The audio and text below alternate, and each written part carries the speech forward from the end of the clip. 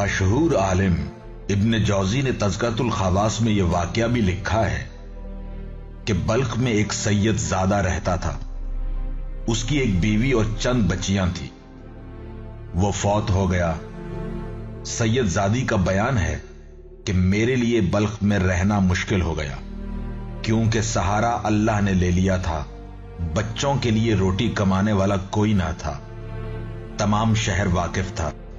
اس لیے عزت نفس کو بچانے کی خاطر میں نے بچیوں کو ساتھ لیا اور سمرقند آ گئی. موسم سردی کا تھا. برف باری ہو رہی تھی. میں نے بچوں کو مسجد میں بٹھایا اور خود باہر کھانے اور ٹھکانے کی فکر میں گئی.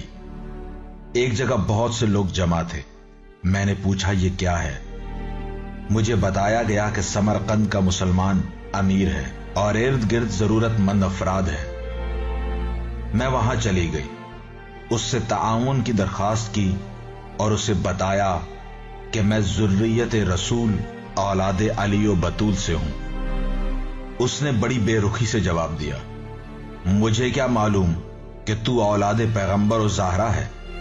اگر کوئی گواہ ہو تو لے آؤ، میں تمہاری مدد کر دوں گا. میں نے کہا بندہ خدا، میں سفر میں ہوں، میرا یہاں کون گواہ ہوگا؟ اس نے کہا اگر گواہ نہیں ہے تو میرے پاس تمہارے لیے کچھ مدد نہیں. میں مایوس ہو کر واپس پلٹ گئی. ایک جگہ پر پھر کچھ لوگ جمع تھے. میں نے پوچھا یہاں کون ہے؟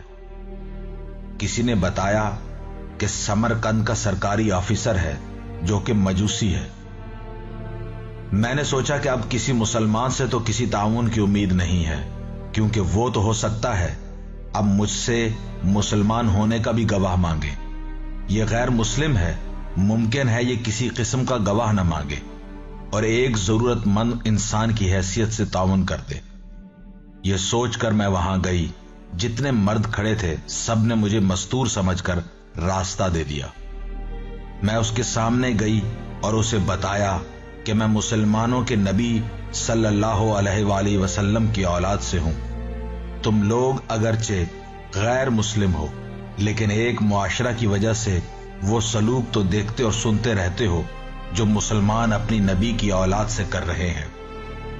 میں بلخ سے آئی ہوں.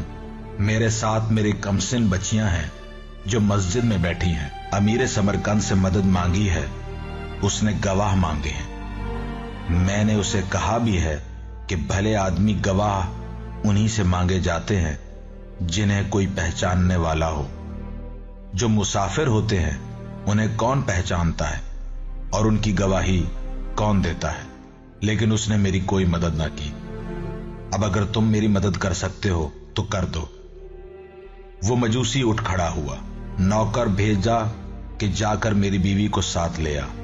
وہ گیا. کچھ دیر بعد اس کی بیوی آ گئی.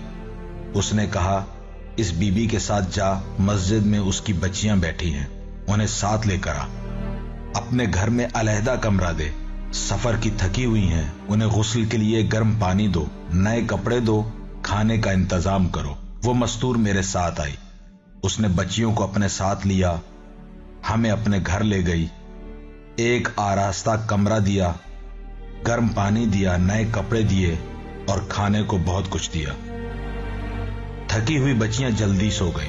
میں نے مصلی بچھایا اور مجوسی کے لیے اللہ سے دعا کرنے لگ گئی.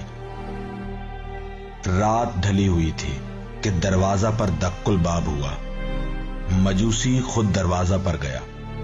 دروازہ کھولا تو مسلمان امیر اپنے نوکروں کے ساتھ کھڑا تھا. مجوسی نے پوچھا کیا بات ہے؟ اس نے کہا میرے مہمان آپ کے پاس آئے ہیں، انہیں لینے آیا ہوں. مجوسی نے کہا وہی جن سے کل تو نے گواہ طلب کیے تھے؟ اس نے کہا ہاں میں شرمندہ ہوں.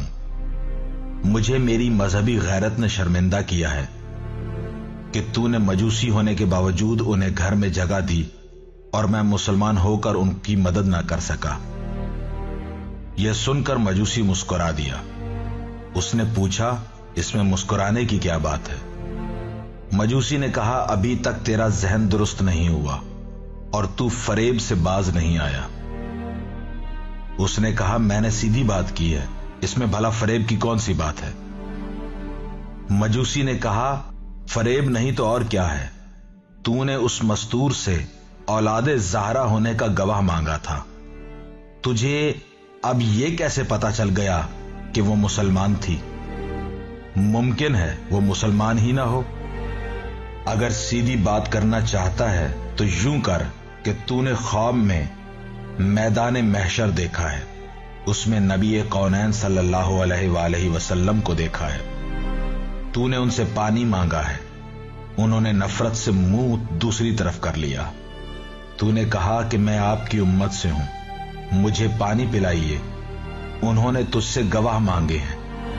तूने दाएं बाएं देखकर कहा है कि हजूर मुझे यहां कोई पहचानता भी नहीं, मैं गवाह कहां से लाऊं?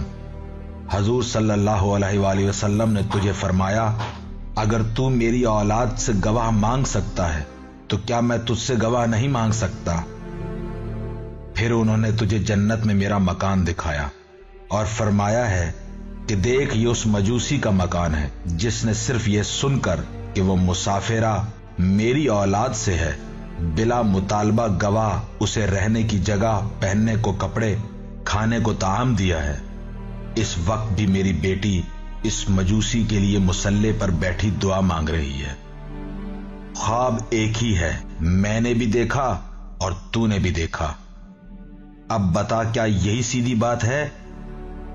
उसने कहा कि वाकईन मुझे यही ख्वाब इस वक्त तेरे दरवाजे पर लाया है। तू ऐसा कर, मुझसे 1000 दीनार ले और बीबियां मुझे ले जाने दे। मजूसी ने कहा, अगर तू 1,00,000 दीनार भी दे तो भी मैं अपने घर आई हुई बरकत तुझे न दूंगा।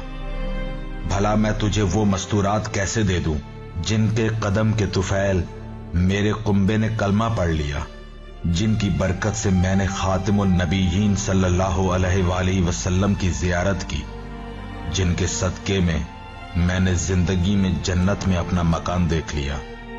जा घर, आराम कर और आइंदा ख्याल रखना।